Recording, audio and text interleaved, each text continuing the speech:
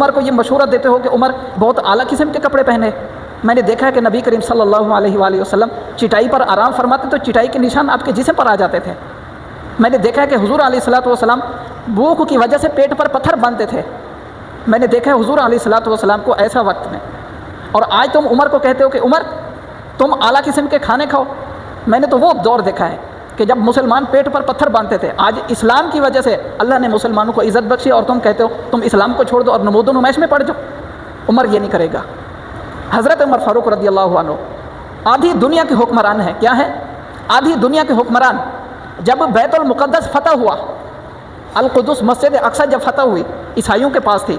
اس کا بہت تفصیل سے واقعہ مختصر یہ، حضرت فاروق اعظم رضی اللہ عنہ جب اس کے لیے تشریف لے گئے، آپ اپنے ایک ہی غلام کے ساتھ تھے. ہزاروں کا پروٹوکول نہیں تھا، 50 گاڑیاں ساتھ نہیں تھی. ایک خود تھے اور ایک ساتھ خادم تھا، خدمت کرنے والا بس.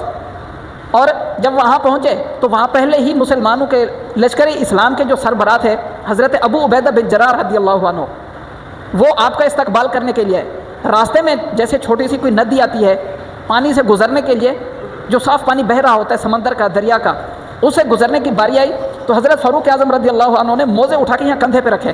حضرت ابو عبیدہ بن جراح نے کہا امیر المومنین، سامنے عیسائیوں کے بڑے بڑے سربراہ کھڑے ہوئے ہیں، وہ بولیں گے یہ موزے بھی کندھے پہ رکھنے کی جگہ ہے کوئی؟ یعنی جیسے آج ہم کہیں یار یہ کوئی مناسب چیز ہے، یہ کوئی تمیز ہے، جیسے آج ہم مطلب بولتے ہیں یار یہ ایسے کرتے ہیں کیا؟ کوئی ادب تمیز نہیں ہے، کوئی شعور نہیں. فاروق اعظم سے کہا کہ اے امیر المومنین آپ ان کو یہاں پہ نہ رکھیں.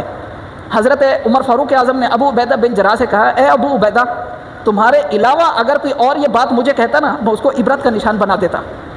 آج ہمیں جو عزت ملی ہے اسلام کی وجہ سے عزت ملی ہے. آج جو ہمیں عزت ملی ہے کس وجہ سے ملی ہے؟ اسلام کی وجہ سے عزت ملی ہے. آج ہم یہاں پہ جو آئے ہیں اسلام کے نمائندہ بن کے آئے ہیں. حضرت ابو عبیدہ بن جراح رضی اللہ عنہ بڑے سپہ سالار تھے، فوج کے کمانڈر تھے، اس وقت مجاہدین کے کمانڈر تھے. اور حضرت عمر فاروق رضی اللہ عنہ بھی ابو عبیدہ بن جراح کو جانتے تھے کہ کیسے تقوی والے نیک اور متقی انسان ہے. اس لیے آپ نے فرمایا تمہارے علاوہ اگر کوئی یہ بات کرتا تو میں اس کو سزا دیتا، اور ایسی سخت سزا دیتا کہ دوسروں کے لیے اس کو عبرت بنا دیتا. حضرت عمر فاروق رضی اللہ، یہ دیکھیں یعنی آپ کی سادگی ہے. یہ کیا ہے؟ حضرت عمر فاروق رضی اللہ عنہ کہا کرتے تھے کہ آج میں وہی عمر ہوں جو اسلام سے پہلے 6 اونٹ چرایا کرتا تھا پہاڑوں پر، تو 6 اونٹ بھی قابو میں نہیں آتے تھے، کنٹرول میں نہیں آتے تھے. آج عمر آدھی دنیا کا حکمران ہے اور کسی کے مجال نہیں کسی کے عمر کے آگے دم مار سکے. یہ سب کچھ کس لیے؟ اسلام کی وجہ سے ہے. یہ سب کچھ کس لیے ہے؟ اسلام کی وجہ سے ہے. اسلام نے عزت دی. حضرت عمر فاروق رضی اللہ عنہ ایک بار اعلان کرایا اپنی خلافت کے زمانے میں، فرمایا لوگوں کو جمع کرو. اعلان ہوا، بے ٹائم اذان ہوئی، یعنی یوں سمجھو صبح 10 بجے اذان ہوئی، لوگ جمع ہو گئے، پتہ نہیں کیا ہوا، سارے مسجد نبوی میں جمع ہوئے. فاروق اعظم ممبر پر تشریف لائے، لوگوں سے کہا کہ حمد و ثنا کی، اللہ تعالیٰ کی حمد بیان کی، درود پڑھ کے کہا کہ ایک وقت وہ تھا جب عمر فاروق اپنی پھوپھو کی ایک مٹھی کھجور پر بکریاں چرایا کرتا تھا. اور شام کو دن بھر بکریاں چرانے کے عوض کیا ملتا تھا؟ ایک مٹھی جتنا کھجور ملتی تھی. آپ صرف یہی کہہ کے نیچے اتر آئے. لوگ حیران ہوئے، بھائی ہم نے سمجھا شاید کوئی بہت بڑی بات بتائیں گے، کوئی آج اعلامیہ جاری ہوگا، آج حکومت میں کوئی بہت بڑا کوئی کام سر انجام دیا جائے گا. حضرت عبد الرحمن بن عوف رضی اللہ عنہ وہ وہاں بیٹھے تھے، یہ عظیم صحابی رسول ہے. انہوں نے کہا اے امیر المومنین، آپ نے اتنی بات کہی تو آپ نے جمع نہیں کیا ہوگا، کوئی اور بات ہوگی، مزید کچھ بتائیں، آپ کیا کہنا چاہتے ہیں؟ آپ نے فرمایا کہ میں تنہائی میں تھا، اکیلے بیٹھا تھا، مجھے دل میں خیال آیا کہ وہاں عمر آج تو تم آدھی دنیا کے حکمران ہو، لوگ تمہارے حکم کے منتظر رہتے ہیں، تم کسی گورنر کو حکم جاری کرو، لوگ تمہارا حکم مانتے ہیں. یہ میرے دل میں مجھے خیال آیا، یعنی اپنا بڑا پن میرے دل میں خیال آیا. تو پھر مجھے خیال آیا کہ اس سے پہلے بچپن میں ایک وہ بھی وقت تھا جب چند کھجور کے لیے عمر دوسروں کی مزدوری کیا کرتا تھا، دوسروں کا کام کرتا تھا. میں نے اپنے نفس کو یہ سزا دینے کے لیے کہا کہ نفس، میرا دل جو ہے نا، میرا نفس یہ زیادہ تکبر میں نہ آ جائے کہ آج عمر دیکھو تم کیسے ہو، اپنی اوقات کو یاد کرو، پہلے تم کیسے تھے. یہ حضرت عمر فاروق اعظم رضی اللہ عنہ کی سادگی، عاجزی آپ کی سیرت سے ہمیں سیکھنے کو ملتی. آج نوجوان سادگی بالکل نہیں، نوجوان کے بڑوں میں بھی سادگی نہیں، بس یا تو نمود و نمائش ہے، بے مقصد زندگی گزارنے، زندگی کا کوئی گول نہیں، کوئی مشن نہیں، کیا کرنا ہے زندگی میں کوئی مقصد نہیں.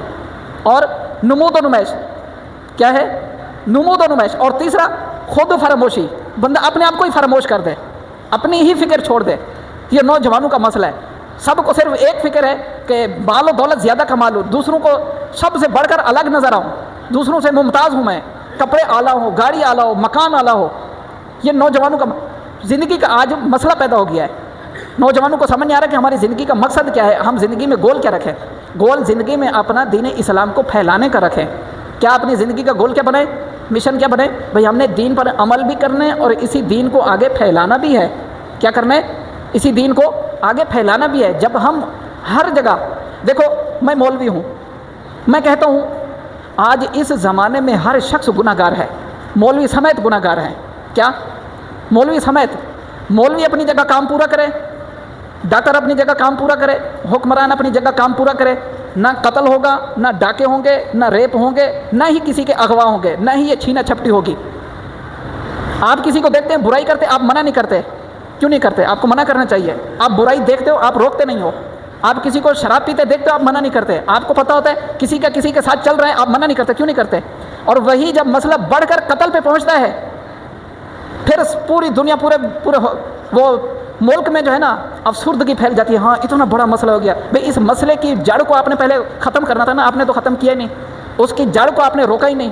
اب وہ جب اتنا بڑا تناور درخت بن کے یہ تباہی پھیلا رہا ہے، اب آپ افسوس کر رہے ہیں، آپ صرف اب دل میں کوڑ رہے ہیں. آپ نے اس کو روکنا تھا نا، آپ نے روکا کیوں نہیں؟ آپ نے اس کو روکنا تھا. دین کی آپ نے تعلیم کو آگے پہنچانا تھا. بھئی دین میں یہ ہے کہ فلاں گناہ نہیں کرو، چھوٹا ہے بڑا ہے کچھ بھی ہے، آپ نے ہر گناہ سے روکنا تھا. اور آپ نے نیکی کے لیے کہنا تھا، لیکن آپ نے نہیں کہا. آپ نے بھئی آپ 1000 بندوں کو نہیں کہہ سکتے، 4 بندوں کو تو کہہ سکتے ہیں، 100 بندوں کو تو کہہ سکتے ہیں. جتنی آپ کی اپروچ ہے اپنی گلی میں، اپنے خاندان میں، اتنا تو آپ کر سکتے ہیں، اتنا بھی نہیں کرتے. ہر بندہ دوسروں پر ٹالتا ہے. عوام کہتے ہیں بھی حکمرانوں کا کام ہے، حکمران کہتے ہیں بھی اکیلے ہم کیا کریں، عوام ہمارا ساتھ نہیں دیتی. ہر بندہ مطلب اپنی جگہ کام کرے. آپ آفس میں ہیں، دفتر میں ہیں، کمپنی میں ہیں، گلی میں ہیں، گھر میں ہیں، کہیں پر بھی ہے، آپ دین کے خلاف کام ہوتا دیکھیں، گناہ ہوتا دیکھیں، اللہ رسول کی نافرمانی ہوتے دیکھیں، آپ منع کریں. اللہ پاک سے دعا ہے اللہ تعالی ہمیں سمجھ کر عمل کی توفیق عطا فرمائے. اللہ تعالی ہمیں زندگی کا ایک مقصد عطا فرمائے، اور اللہ تعالی ہمیں نمود و نمائش سے بچائے. اللہ تعالی ہمیں اچھی اور نیکیاں کرنے والی زندگی عطا فرمائے. آمین. وما علینا الا البلاغ المبین.